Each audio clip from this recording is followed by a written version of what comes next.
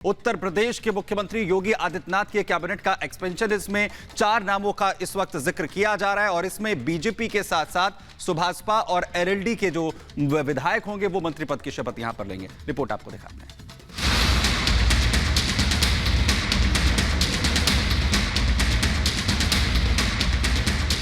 राज्यसभा चुनाव में अपने 8 प्रत्याशियों की जीत से बीजेपी गदगद है। अब योगी की नजर आगामी लोकसभा चुनाव पर है, जिसकी तैयारी भी सीएम योगी ने कर ली है। आम चुनाव से पहले योगी मंत्रिमंडल विस्तार करने का मन बना चुके हैं।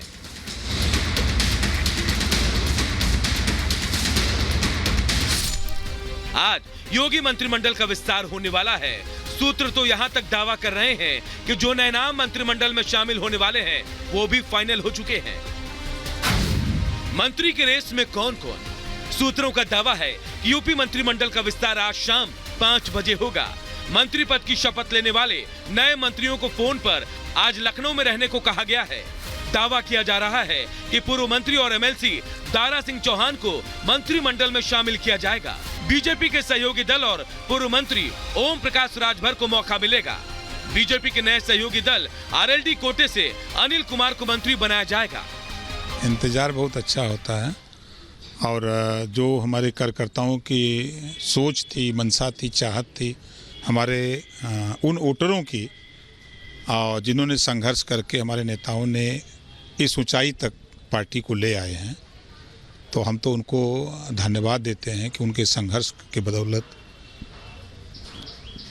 हम लोग इस ऊंचाई पर पहुंचे।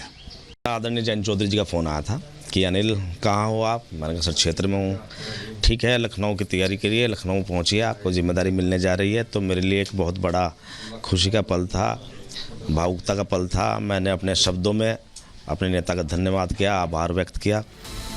योगी कैबिनेट में फिलहाल 8 सीट खाली है और अभी जो चेहरे शामिल हैं उनमें 23 अनारक्षित, 20 ओबीसी और 9 SC ST के साथ ही 1 मुस्लिम मंत्री है।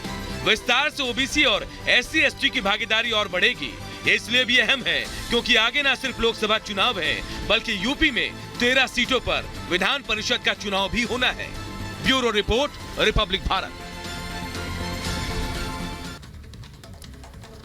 ज्ञानवापी से जुड़ा एक और मामला अब कोर्ट पहुंच गया है। दरअसल जिस तरह से श्रृंगार गौरी में पूजा हो रही थी, इसको लेकर विश्वनाथ मंदिर व्यास ने एक रिपोर्ट यहां पर डाली है कि विघ्न डालने की कोशिश की जा रही है, पत्थर वहां पर गिर रहे हैं। इसको लेकर कोर्ट पहुंच गए हैं। पूरा मामला क्या है, विस्तार से इस रिपोर्ट से समझिए।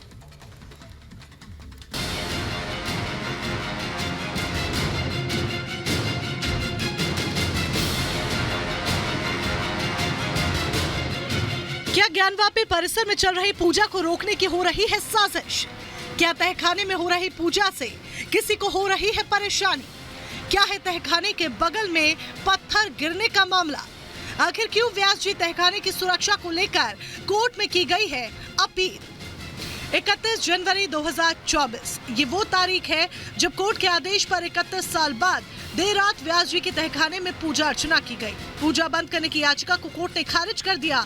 तो अब एक बार फिर से ज्ञानवापी के तहखाने का एक और मामला कोर्ट पहुंच गया है। ज्ञानवापी परिसर स्थित दक्षिणी तहखाने की मरम्मत और पुजारियों की सुरक्षा के लिए श्री काशी विश्वनाथ मंदिर न्यास ने अदालत का दरवाजा खटखटाया है। न्यास की ओर से सोमवार को जिला जज की अदालत में प्रार्थना पत्र दाखिल किया गया। प्रार्थना पत्र में दावा किया गया है कि तहखाने की छत में दरार आ रही है, जिसकी वजह से मूर्तियों के बगल में पत्थर गिरा।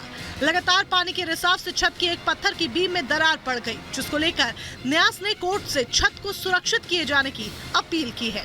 कि ये छत कैसे भी करके गिर जाए और पूजा वहां पे रुक जाए, तो उसके लिए इसी छत के ऊपर नमाज पढ़ने के लिए भारी मात्रा में आ रहे हैं और ट्रस्ट ने अपनी अपनी एप्लीकेशन में लिखा है कि उसकी वजह से पत्थर भी गिर रहे हैं, दरारें भी आ रही हैं और कभी भी यहाँ खतरा हो सकता है और ऐसी स्थिति उत्पन्न हो सकती है कि जो पूजा पाठ हो रही है या जो देवी देवताओं के वहां पे विग्रह हैं उनको क्षति पहुंच सकती है। इसलिए हमें प्रोटेक्ट किया जाए और यहाँ पे रिपेयर वर्क का भी ऑर्डर किया जाए। तो रिपेयर वर्क बहुत जरूरी है और साथ ही साथ जो नमाजी इसके ऊपर आके नमाज पढ़ रहे हैं उनकी संख्या रिस्ट्रिक्ट करना बहुत जरूरी है। तो ये दोनों प्रार्थना लेके हम माननीय न्यायालय के सामने गए। विश्वनाथ मंदिर न्यास के साथ साथ हिंदू पक्ष ने भी कोर्ट में तहखाने की छत की सुरक्षा को लेकर याचिका दाखिल की है। इसके साथ ही इसे तहखाने को क्षति पहुंचाने की साजिश करार दिया है। हिंदू पक्ष के वकील के मुताबिक पूजा रोकने के लिए कोर्ट के बाहर तहखाने को नुकसान पहुंचाने की कोशिश चल रही है। नहीं, देखिए, हमने कोई संख्या को रिस्ट्रिक्ट करने की मांग नहीं की है। वो तो माननीय न्यायालय दोनों पक्षों को सुनने के बाद, एक स्थिति को सुनने के बाद, स्पष्ट होने के बाद निर्धारित करेगा। पर हमने जरूर ये कहा है कि वहां पे उनकी जो संख्या है उसको रिस्ट्रिक्ट किया जाए। अब क्या रिस्ट्रिक्शन होता है वो तो माननीय न्यायालय तय करेगा, सारे एक्सपर्ट से ओपिनियन लेने के बाद। दूसरी सबसे इंपॉर्टेंट बात यह है कि मुझे लगता है कि जब से 31 जनवरी 2024 का आदेश हुआ है, इस आदेश से अंजुमन इंतजामिया काफी परेशान है और अलग अलग तरह के हथकंडे अपनाए जा रहे हैं कि वहां पे पूजा पाठ रोक दी जाए, जिसका वन ऑफ द फैक्टर्स ये है कि यहाँ पे ऊपर से इतना दबाव डाला जाए कि ये छत गिर जाए, ऐसी स्थिति उत्पन्न करने की कोशिश की जा रही है। माना जा रहा है कि कोर्ट जल्द इस मामले में सुनवाई करेगा और जो भी उचित समाधान होगा उस पर अपना फैसला सुनाएगा, जिसके बाद तहखाना भी सुरक्षित होगा और हिंदू आस्था भी। Bureau report, Republic Bharat. और काशी विश्वनाथ मंदिर ट्रस्ट की ओर से याचिका दाखिल करने वाले हिंदू पक्ष के वकील विष्णु शंकर जैन से रिपब्लिक भारत ने खास बातचीत की। सुनिए। जो याचिका करता है विष्णु शंकर जैन, उन्होंने बनारस की अदालत में एक याचिका भी दाखिल की है। हम उन्हीं से बात करते हैं। विष्णु जी, क्या मामला है और क्या आपने याचिका दाखिल की है? देखिए, मूलतः हमने ये मांग की है कि जब से 31 जनवरी का ऑर्डर हुआ है ऑनरेबल डिस्ट्रिक्ट जज साहब का, जिसके बाद पूजा शुरू हो गई कोर्ट के ऑर्डर की कंप्लायंस में, उसके बाद एक ऐसी योजना बनाई जा रही है कि कैसे भी उस पूजा में रोका जाए, उसको विघ्न उसमें उत्पन्न किया जाए। तो उसी मंशा से जो मुस्लिम पक्ष के लोग हैं और अंजुमन इंतजामिया के लोग हैं, जब वो नमाज पढ़ने आ रहे हैं तो भारी मात्रा में उस व्यास जी के तहखाने के ऊपर की जो छत है उसमें आ रहे हैं, जिससे छत के जो पत्थर हैं अंदर गिर रहे हैं और उस छत में जर्जर हालत में, ऑलरेडी वो जर्जर हालत की कंडीशन में थी और उसमें डैमेज हो रहा है और कभी भी ऐसी स्थिति उत्पन्न हो सकती है कि वो छत गिर सकती है और जो पूजा पाठ है वो रुक सकती है, जो अंदर पुजारी हैं उनको चोट लग सकती है, उनकी जान को खतरा हो सकता है। इसलिए हमने मांग की है कि उस छत को प्रोटेक्ट किया जाए, वहाँ पे जो नमाज पढ़ने लोग आ रहे हैं उनकी एंट्री रिस्ट्रिक्ट की जाए, साथ ही साथ जो पूजा पाठ चल रही है, जो तहखाना है, उस तहखाने में रिपेयर वर्क कराया जाए कि जो पूजा पाठ है वो निर्विघ्न रूप से चलती रहे। तो इस बाबत हमने application honourable district court Varanasi में फाइल की। कब सुनवाई है इसकी? अब देखिए, ऑनरेबल डिस्ट्रिक्ट जज के आए मामला की सुनवाई होनी है, पर अभी कोई डिस्ट्रिक्ट जज इसमें नियुक्त नहीं हुए हैं।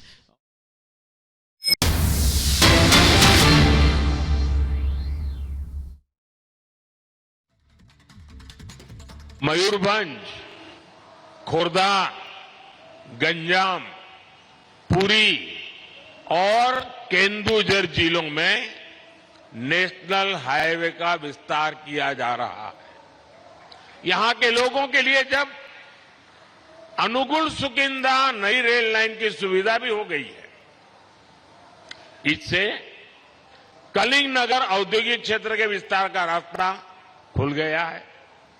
ओडिशा के विकास के लिए केंद्र सरकार ऐसे ही तेज गति से काम करती रहेगी।